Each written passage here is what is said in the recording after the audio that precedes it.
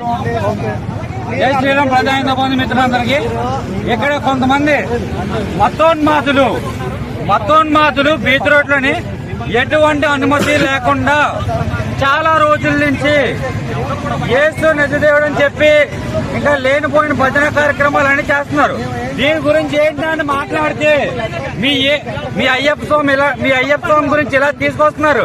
ఈ మత మార్పిడికి ఎలాగన్నా ఈ ముఠాకి ప్రభుత్వం ఆపితే పర్లేదు, లేదా తక్షణ కఠిన చర్యలు మా హిందూ సంఘాలు తీసుకుంటాయి. అయినా ఒక హిందూ స్వామి గురించి మాట్లాడే అధికారం వీళ్ళకి ఎవరికి ఇచ్చారు? ఇంకొకటి, అయినా వీళ్ళకి బీచ్ రోడ్ లో పర్మిషన్ ఎవరిచ్చారు? ఈ పక్కనే పాండురంగ స్వామి ఆలయం ఉన్నది. ఆలయానికి సమీపంలో ఈ మత మార్పిడి ఏం చేస్తున్నారు? అయినా ఏ ప్రభుత్వం పర్మిషన్ ఇస్తున్నది?